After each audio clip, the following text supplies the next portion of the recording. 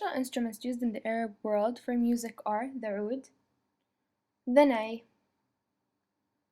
and lastly, the bazuq. This name originates from the Arabic language standing for a thin strip of wood, and this refers to the strips of wood used to make its rounded body. The neck of the oud, which is short in comparison to the body, has no frets, and this contributes to its unique sound. It also allows playing notes in any intonation, which makes it best for performing the Arabic maqam. Strings are generally made of nylon or gut and are plucked with a plectrum known as a risha, meaning feather. The instrument is often decorated. The oud used in the Arab world is slightly different to that found in Turkey, Armenia, and Greece. Different tunings are used, and the Turkish-style oud has a brighter tone than its Arab counterpart. As for the ney in Farasi for reed, is an open-ended diagonally end-blown flute made out of cane. The ney was known in the Near East since the medieval times. The ney is nine-jointed and usually has 6 holes in the front for the fingers to play, and 1 hole underneath for the thumb. It is played with the pads of the fingers. Neys come in different lengths, each one being tuned to a specific pitch and named after the note produced with the first hole open. The ney is one of the most difficult Arab instruments to play. A fine player can produce a large variety of liquid sounds and ornaments. It is an extremely soulful instrument. Lastly, the bazuq in its fork form. The bazuq is a larger and deeper toned relative of the Turkish saz and has a body carved from a single piece of wood. In its modern urban form, the body is constructed from separate ribs and has mechanical rather than wooden pegs. A long net fretted lute, the bazuq is usually furnished with 2 courses of metal strings and a triple played with a thin piece of horn or plastic plectrum. The bazuq used as solo instrument is not considered a member of the standard Arab ensemble. It is found in both folk and urban contexts in Syria, Lebanon, Palestine, and Jordan, and is associated with roaming gypsy musicians. Arab culture used to write down poems in the medieval times before going deeper into depth in music. Throughout the upcoming years, music developed and people became more civilized. Notations began getting included. People would pass down chants heard in certain tribes, and others would create their own melody and rhythm from that chant. A maqam, as mentioned earlier, is a melody type. It defines the pitches, patterns, and the development of a piece of music. Each maqam is built on a scale in the Arab culture.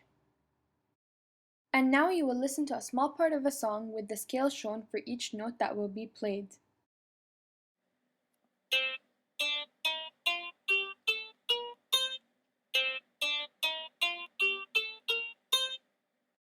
In the beginning, music was pure. A person named Abu al-Farraj ibn al-Jawzi, which was the 12th century scholar from the Hanbali school of Islam, believed that music originally represented rhythmical, religious singing that enhanced the religious experience. But as society advanced technologically, it started to fall into spiritual corruption, which became reflected in the complexity of melodies and instruments involved. As such, over time, music became different from the religious perspective, which is strictly forbidden in Islam. As Aisha, the wife of Prophet Muhammad, stated, if somebody innovates which is not in harmony with the principles of our religion, that thing is rejected. During wartime, back in the medieval times, the men would say anashid on their way to fight, which is considered a chant. The material and lyrics of anashid usually make reference to Islamic beliefs, history, and religion, as well as current events.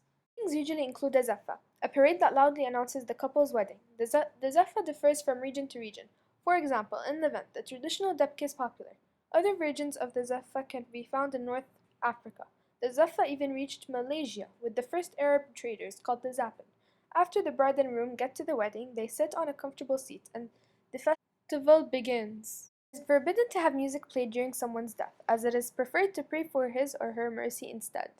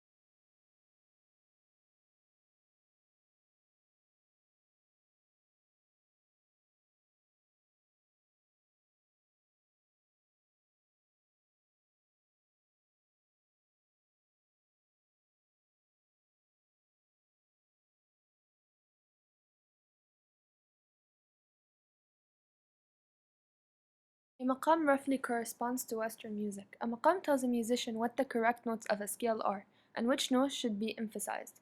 Eastern music often contains overlapping rhythms. The drummer may be playing one rhythm, the violin another, the tambourine playing a third, yet all are joined together into a whole song. While in English music, many artists use autotune, instrumental dubstep, and a mixture of other rhythms. An example of who mixes such rhythms is the music producer T-Pain.